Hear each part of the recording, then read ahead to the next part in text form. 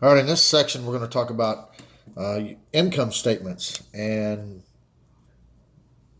specifically your paycheck. When you receive your paycheck, you're going to notice that your take-home pay, what you bring home, is actually less than what your actual salary is.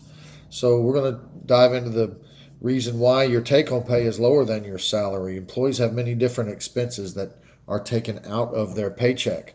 A lot of different taxes, income tax, state tax, sometimes city income tax, Social Security tax, Medicare.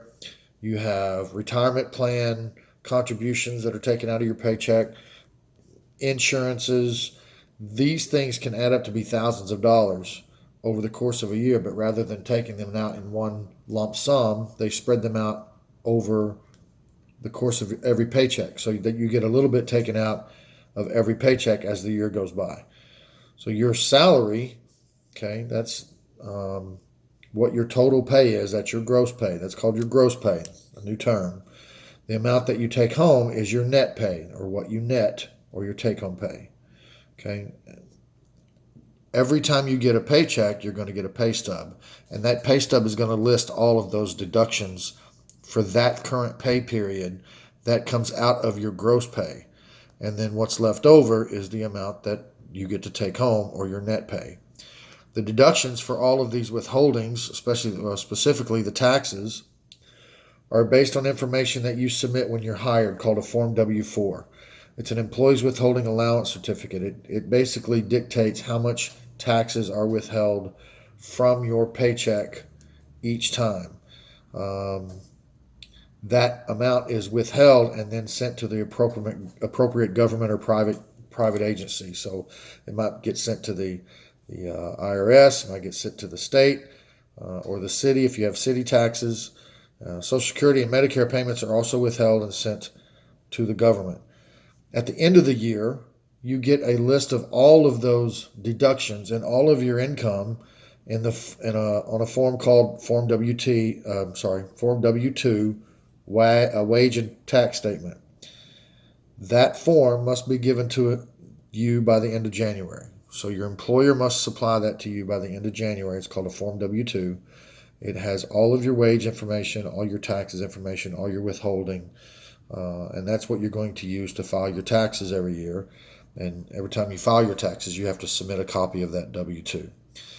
Now, some of your income may not come from wages. It could come from like interest on bank accounts, or interest from stocks, or royalties or commissions or things like that. And for that, you would get a different form rather than a W-2, and that's called a Form 1099. So it's just another income form rather than a Form W-2. And that also has to be submitted with your taxes every year. So that's a Form 1099. Okay, so what we're going to talk about first is how to make calculations by reading your pay stub. So that pay stub that you get every time you get paid is going to have a breakdown of everything that's withheld from your paycheck and sent to either the government or to your retirement plan or whatever you have set up to be deducted from your paycheck. So, for example, Barbara started a new job and wants to verify that her net pay has been computed correctly. Her gross pay per pay period is $269.75. So that is the total amount that she earns. She has the following deductions: FICA tax 6.2%, Medicare tax 1.45%, federal withholding tax $47.51, state withholding tax $16.62, retirement insurance contribution $9, disability insurance $256, medical insurance for $12, and dental insurance for $6. So you can see she's got a lot of stuff being withheld from her gross pay, and what she will take home is what's left after all of this stuff is withheld. So first, we're going to calculate the Social Security and Medicare taxes to the nearest cent by multiplying the gross pay times the tax rate. That's this right here. This FICA tax, that's Social Security and Medicare. So we're going to take our gross pay, $269.75, and multiply it times 0.0062, and we come up with this dollar amount here, $16.72. Now we're going to figure out her Medicare tax. That was a percentage as well. 0.0145 times the 269.75, and that comes up to be $3.91. And then the other deductions after that were flat dollar amounts: $47.51, $16.62, $9, $2.56, $12, and $6. So all of her deductions will be all of those flat amounts plus these two amounts right here. So if you add all of those up, you get $114.32. This is the amount of deductions. Okay, so this is taken out of her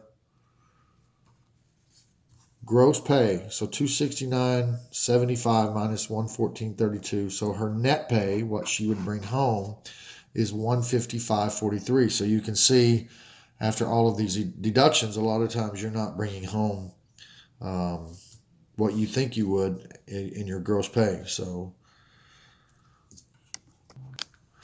I'm videotaping. Y'all gotta be quiet, okay? Oh, I thought you were kids.